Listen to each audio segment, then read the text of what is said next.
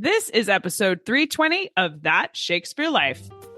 That Shakespeare Life is made possible by listeners just like you who sign up to be our patrons. Sign up today at patreon.com/thatshakespearelife and stay tuned after the episode for even more details. Hello, I'm Dr. Ian Mortimer, the author of The Time Traveller's Guide to Elizabethan England. Another great method for studying the life of William Shakespeare includes listening to this. It's That Shakespeare Life with my friend, Cassidy Cash.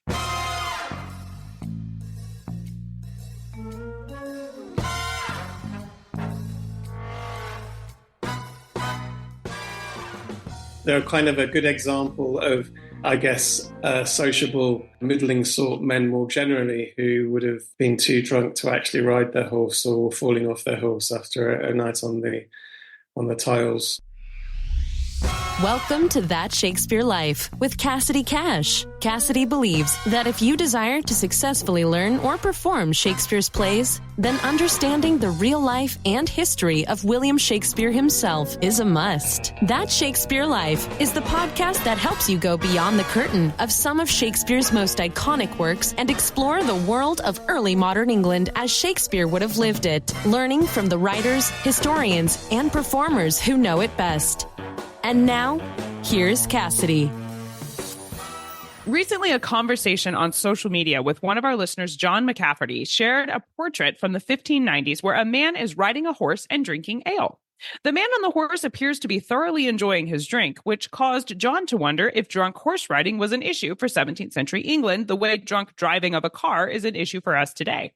Were there people who ran their horse into buildings, for example, because they were too intoxicated to operate the horse properly? Or were there recorded injuries or even deaths attributed to horse riding accidents mixed with alcohol? Of course, personally, I didn't know the answer to these questions, but I thought they were fabulous ones to be asked, and I knew exactly the person who would have the answers. If you're a longtime listener to That Shakespeare Life, you will remember Phil Withington from way back in episode 20 of our show when he visited to talk with us about intoxicants in Shakespeare's lifetime. And today we have invited Phil back to the show to help us answer some of these curious questions about the law, alcohol, and what happened in Shakespeare's lifetime when someone was drunk and trying to ride a horse. Phil Withington is an author, professor, and head of history at University of Sheffield. He is trained as a historian in Cambridge and is the former editor of the Historical Journal and principal investigator of the joint professional project Intoxicants and Early Modernity. Phil joins us today to share some of the early modern records surrounding the legality of drinking and what happens when someone drinks too much in terms of their public punishments and what we can learn from surviving records. Hello, Phil. So nice to have you back with us again. Welcome to That Shakespeare Life. Thanks, Cassidy. Great to see you. And great to be with you. For those of us today, if you're drinking at a bar, the bartender will sometimes take your keys or call you a cab if you're too intoxicated to safely operate a car to get yourself home. For Shakespeare's lifetime, are there any parallels to turning in your keys at the alehouse if a drunk person was found to be too drunk to safely ride a horse or operate a carriage? They didn't actually have those kinds of stipulations, but from the passing of legislation in the late 15th century, the behaviour of people in alehouses became the responsibility of the alehouse keeper. So there was that element of scrutiny, and the alehouse keeper was supposed to control and intervene regarding the state of consciousness and otherwise of the customers. So there was that idea, but there wasn't that kind of list of measures that they could take. The specifics might have varied, but there was this idea that the proprietor was paying attention to what was happening. Yeah, that was absolutely fundamental to the whole development of the licensing system during the 16th and 17th centuries. And about horses, although it wasn't a kind of, oh, we're going to take away your reins or whatever, being able to ride a horse was taken as a sign of not being too drunk. So although there wasn't kind of official modes of intervention, it was a test in terms of whether people were intoxicated or not, their ability to sit on a horse. In 1551, England passed a law called the Alehouses Act that made drunkenness a civil offense. Phil, what all did this act encompass, and was drunkenness while trying to ride a horse specifically addressed with this law? So this is a really important act, part of the thing we've just been talking about. The initial kind of emphasis on alehouse keepers being responsible for their patrons can be traced to the 1490s. But the 1551 and 52 Act kind of created an official licensing system whereby local magistrates, who are called justices of the peace, were put in charge of deciding who and who could not run an alehouse year on year. And people had to apply essentially for licenses to be able to do that to local authorities. And so it was from that moment, and then there was a whole raft of legislation a bit later in the century and then the beginning of the 17th century that tightened things up even further. That was the kind of the beginnings of the development of licensing in the UK, and I suppose was transferred to America as well later, a few hundred years later. As I said, horses weren't an officially prescribed feature of that licensing, but they were an unofficial measure of whether someone was intoxicated or not. What other drinking laws did England have in place for Shakespeare's lifetime? So there was, after the 1551-52 legislation, it went pretty quiet. There was proclamations, and there was often kind of royal edicts worrying about the amount of grain that was being diverted to alcohol as opposed to bread. So in times of famine and dearth, there was that kind of tightening up of people's consumption. But then in the 1590s, and then especially in the first decade of the 17th century, with the arrival of James I of England, VI of Scotland, onto the English throne, which is, of course, towards the end of the second half of Shakespeare's career, you have the passing of legislation which became much more concerned with the specifics of behaviour within alehouses.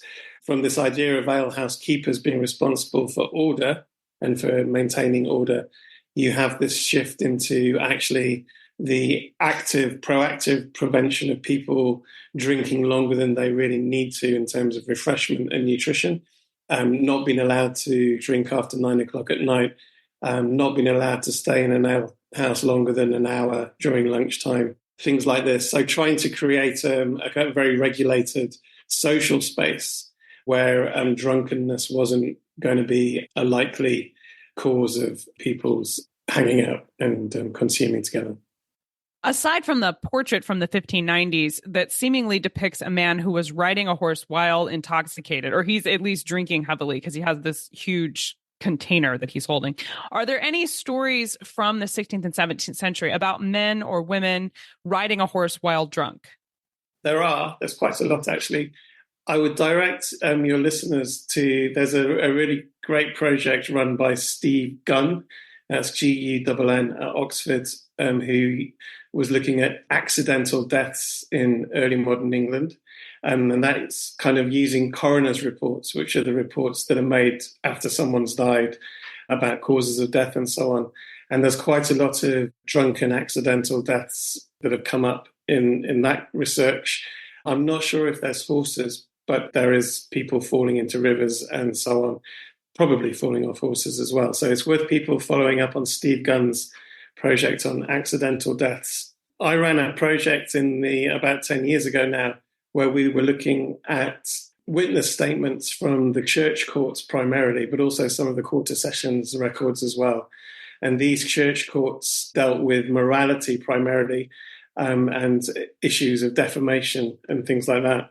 And a large minority of cases would involve often drunk vicars who would be obviously have an extra level of scrutiny of their behaviour because of their position within the church and so on. And so there's this very interesting genre of drunk vicar cases, and not a lot of cases, but some cases definitely figure vicars who would go giving sermons around the county. Say on a Sunday, they would give their sermon, have a few drinks of ale, get on their horse, carry on to the next village and so on, becoming too drunk to ride their horse by the midway through their sermoning, or actually just staying in alehouses and taverns too long and then being unable to ride their horse. So they're kind of a good example of, I guess, sociable, middling sort men more generally who would have been too drunk to actually ride their horse, or falling off their horse after a night on the tiles, or an afternoon on the tiles sometimes. So this is a court case in the church courts involving Peter Bell, who was the vicar of Great Fimbra, which is a parish in Norfolk in southeast England, from 1677, so a few decades after Shakespeare, but still in the 17th century. And this is just one of those examples of drunken clergymen who were falling off horses, and the horses being the indicator of drunkenness. I could just read you the deposition, the witness statement of one of the witnesses called Elizabeth Burnett. And she said that she had known Mr. Peter Bell for about 7 months since, and said that he hath been all the said time and now is commonly reputed vicar of Fimbra.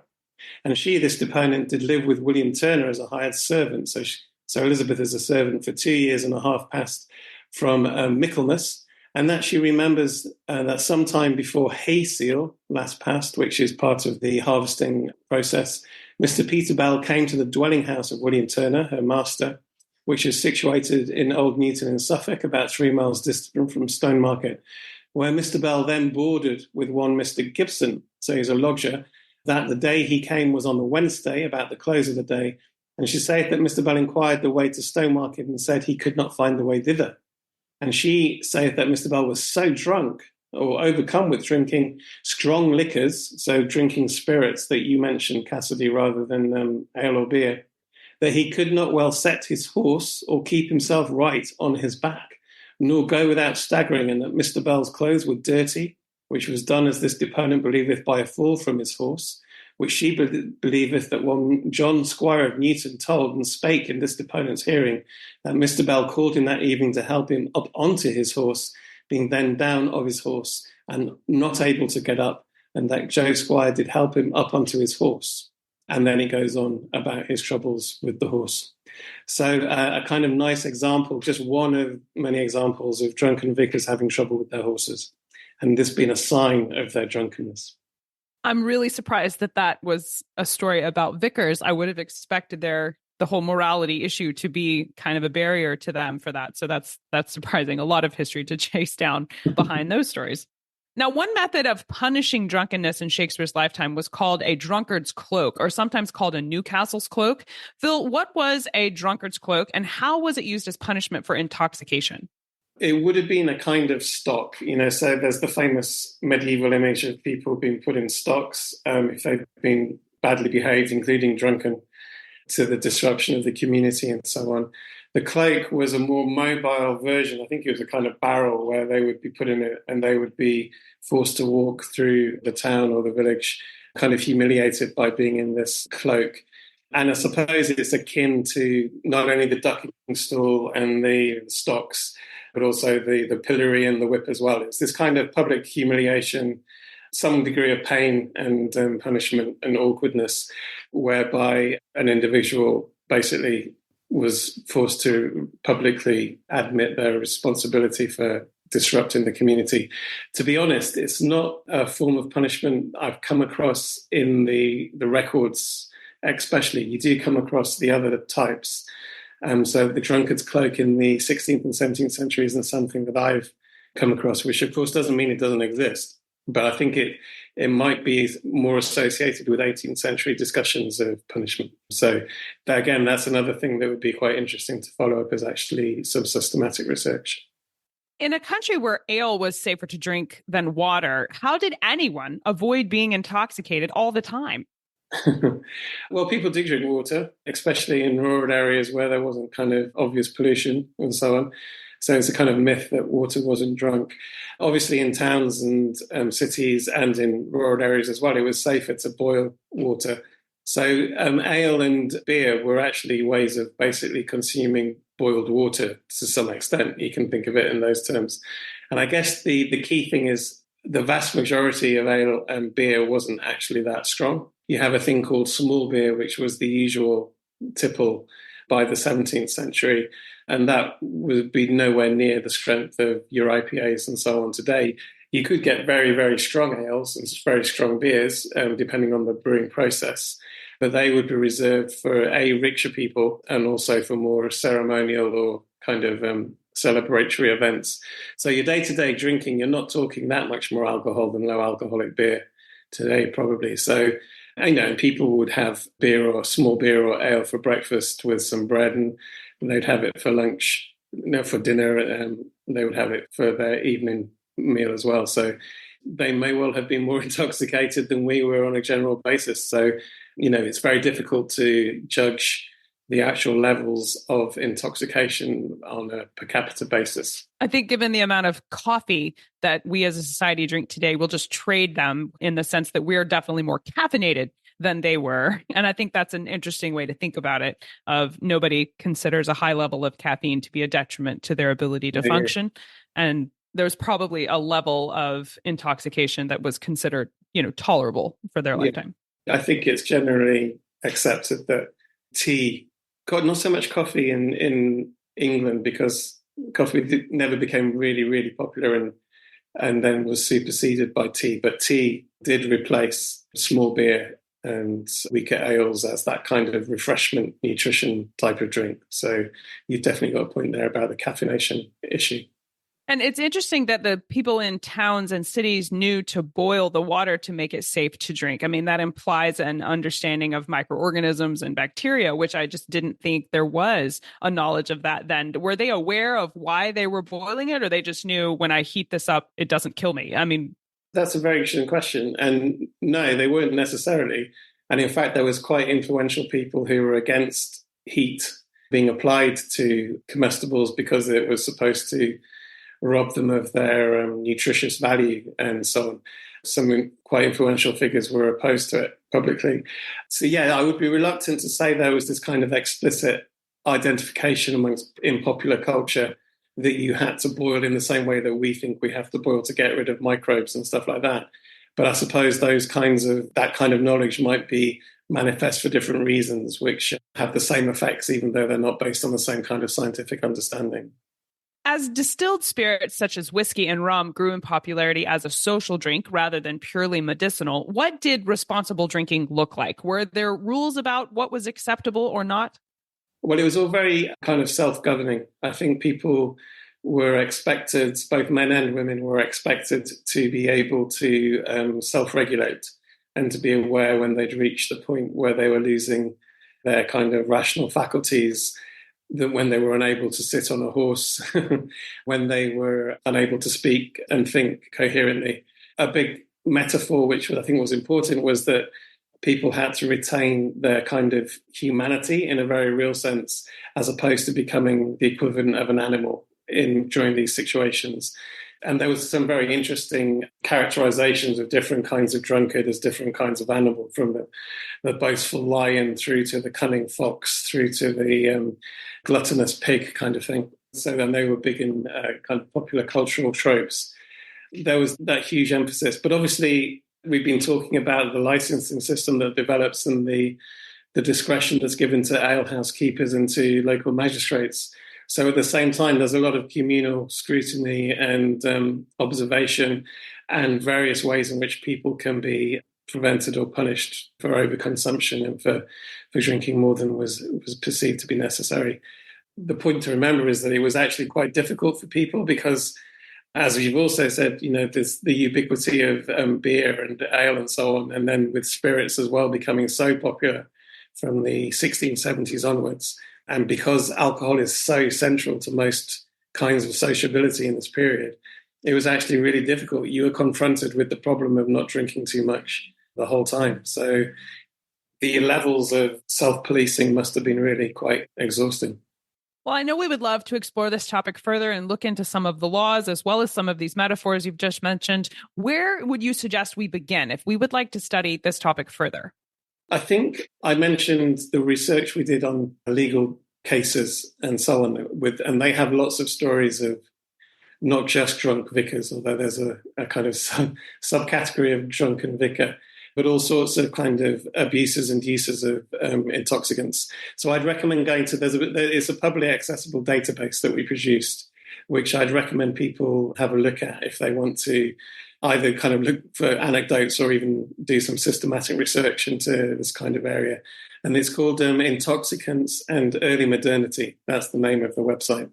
I can send you the link later if that would help. Yes, that would be great. Actually, you mentioned intoxicants and early modernity, I believe, in your last episode with us. So we will link to that as well as to your previous episode, which is a great companion to today's show. Great. And as I said, I would also recommend digging out Steve Gunn's work on accidental deaths, because there's an interesting, obviously quite sad, but interesting area of drink-related fatalities in there as well.